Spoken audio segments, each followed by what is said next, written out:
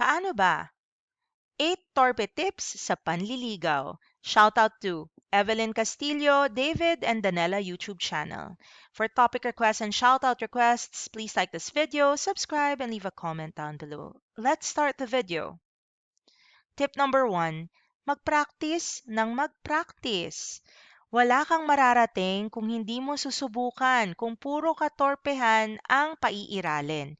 Kailangan mo talagang mag-practice kumausap sa ibang tao, lalong-lalo na sa mga babae.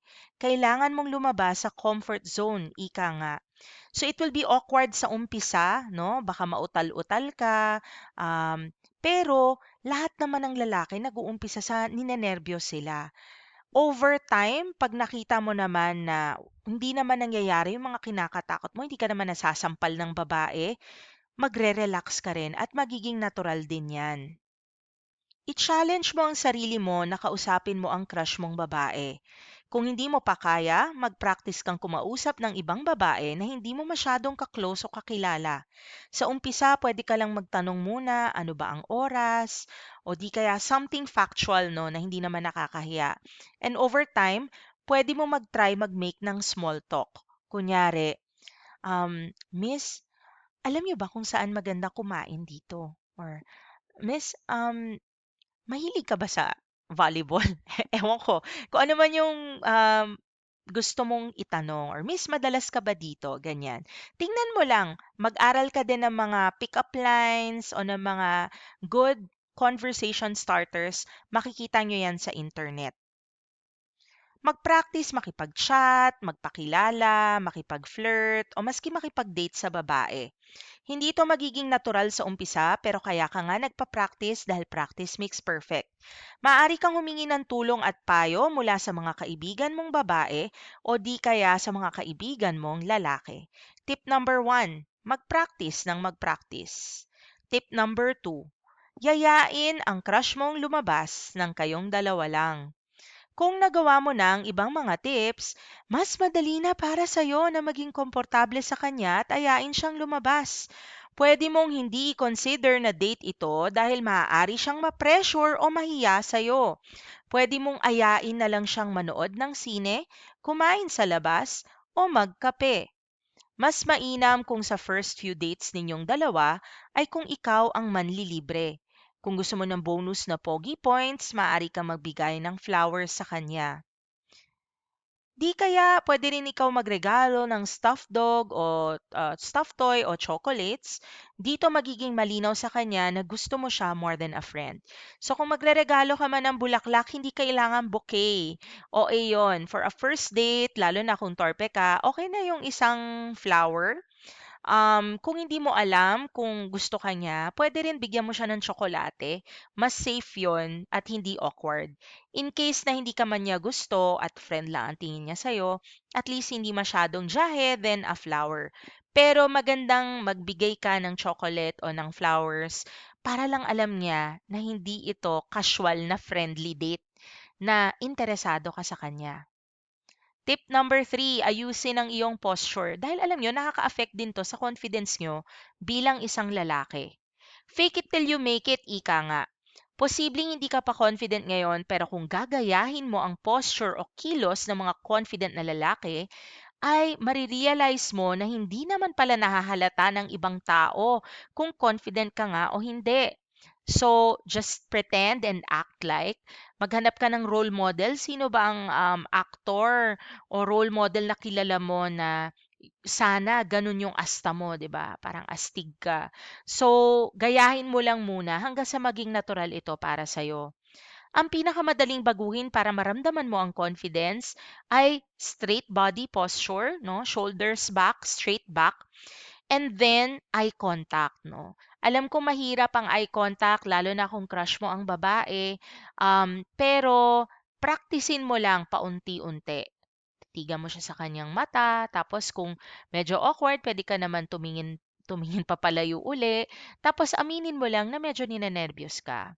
Okay? Iwasan ang pagyuko at ang pag-iwas sa tingin sa ibang tao. Kapag nakipagkamay sa iba, make sure na firm ang handshake mo. Whether or not ikaw ay nasa isang date, praktisin mo na ang pagiging confident because malaki ang may tutulong nito sa mga dates mo. Tip number 4, makipagkaibigan muna sa kanya. Kung hindi mo pa siya kilala, importanteng makahanap ng paraan para makilala siya sa personal. Kung may mga common kayong kaibigan, maaari kang mag-request na ipakilala ka nila sa kanya. Kung wala naman kayong common na kaibigan pero lagi kayong nakikita o di kaya ay sa online mo siya nakikita, mauna ka ng mag-hello at magpakilala. Subukan siyang kilalanin ng maigi. Ipakita na interesado ka sa kanya at sa buhay niya sa pamamagitan ng pagtatanong tungkol sa kanyang mga hobbies, interests at mga pangarap sa buhay. Maaari mo ring tanungin kung may dinedate siya o kung ano ang ideal type niya sa isang lalaki. Magiging pahiwatig na ito sa kanya na interesado ka sa kanya as a woman and not just as a friend. Tip number 5, alamin kung bakit ka torpe. Bakit ka nga ba torpe? Natatakot ka bang ma-reject? May self-confidence issues ka ba? Saan nang gagaling ang low self-esteem mo? Nang sa gayon ay maayos ang root cause ng problema. Kunwari, kaya ka ba hindi confident dahil feeling mo hindi ka gwapo? Isipin kung may pwede kang baguhin sa itsura mo na makapag-i-improve ng tingin mo sa sarili mo. Kung medyo chubby ka naman, pwede ka mag-exercise o mag-diet. Kung may pimples ka, gumamit ka ng skincare o magpa-derma. Kung feeling mo na kulang ka sa pera, mag-ipon ka o di kaya ay subukang mag-apply ng trabaho para kumita ka ng mas malaki. Kung hindi mo susubukang magkagusto sa sarili mo, kumbaga, hindi ka confident kasi ayaw mo yung sarili mo, feeling mo inferior ka, paano magkakagusto ang mga babae sa'yo? Kaya, fix yourself and the confidence will come naturally. Tip number 6, subukang magpatawa. Maliban sa itsura, confidence at pagiging gentleman ng isang lalaki, isa pang hinahanap ng mga babae sa isang lalaki ay ang good sense of humor. Yung masaya kasama. Kung napapatawa mo siya at nag enjoy siya sa piling mo, malaki ang tsansa mong masagot ka even if hindi ikaw ang pinakagwapo. Tandaan, wag siya ang pagtawanan mo. Wag din ang ibang tao. Yung ibang lalaki, inaasar nila yung babaeng gusto nila hanggang sa mapikon ito. And yung babae, hindi nga nagigets na kaya mo siya inaasar lagi ay dahil may gusto ka sa kanya. Huwag tularan ito. Kung kaya mong magbiro ng nakakakilig, kunwari, yung pagbanggit sa kanya ng mga pick-up line, tataas ang tsansa na baka mapasagot mo siya. Ang the best na sense of humor na gamitin mo kung gusto mo yung babae is yung bobola-bolahin mo siya ng nakakatawa. Kunyari, grabe, mas maganda ka pa sa umaga. Ganon, 'di ba? I mean, even if corny siya, actually, gusto to ng mga babae, na-enjoy nila yan. Tip number 7, huwag panghinaan ng loob. Kung i-reject ka niya, huwag kang panghihinaan ng loob. Maging proud ka sa sarili dahil bilang isang torpe. Ang laki na ng inimprove mo at umabot ka pa sa stage na inamin mo sa kanya o dinate mo siya. Posibleng hindi lang siya talaga ang tamang babae para sa'yo, pero tandaan na marami pa diyang iba. Posible rin na i-reject ka niya pero alam mo naman na may gusto rin siya sa'yo, baka hindi lang tama ang timing nito. Tanungin mo siya kung ano ang problema, kung ba't ayaw niya sa'yo, at kung may pag-asa ka pa. Pwede ka rin namang magpursige. Kasi sa totoo lang, yung mga babae, minsan, nadadala rin talaga yan sa ligaw. So, ikaw bahala kung susukuan mo na, pero wag kang panghihinaan ng loob. Maging proud ka sa sarili mo. And last tip, maging gentleman. Ang isa sa mga advantage ng mga torpe ay usually mababait din silang mga lalaki at gentleman. Sobrang attractive nito sa karamihan ng mga babae. Kaya even if mabusted ka man ng babaeng yan, know na makakahanap ng ibang babae na ma-appreciate ikaw. May mga babae na gusto ng mga bad boy, lalong-lalo na kapag bata pa sila. Pero sa kalaunan, matututunan din ng mga babae na hindi magandang magmahal ng lalaking magpapaiyak lang sa kanila. Kaya yung mga babae na teenager, yan, mga early 20s, sa totoo lang, medyo mahirap pa yan i-date. Kasi hindi pa nila alam kung anong gusto nila. Gusto lang nila cool, guwapo, may kotse.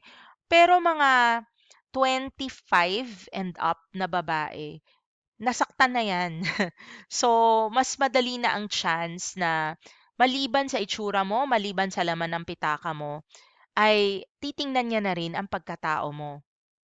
Kapag kasama mo ang crush mo, pagbuksan mo siya ng pinto, offeran mong kargahin ang gamit niya kapag mabigat ito. Kapag umuulan, alokin mo siya mag-share kayo ng payong. Napakalaking pogi points nito sa isang lalaki dahil hindi lahat ng lalaki ay pinalaki ng tama at hindi lahat ng lalaki ay kayang gawin ito. Kaya kung hindi ka man pa rin magustuhan ng babaeng type mo, no? At the very least, sa pagiging gentleman, napakita mo na siya ang may kawalan kasi hindi lahat ng lalaki ay tulad mo. And I'm sure the right girl will come along.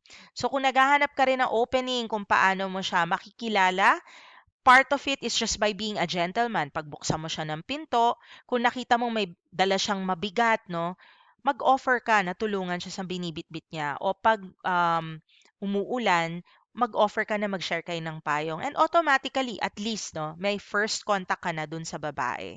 At ma-appreciate niya ito. Maraming salamat sa pagnood.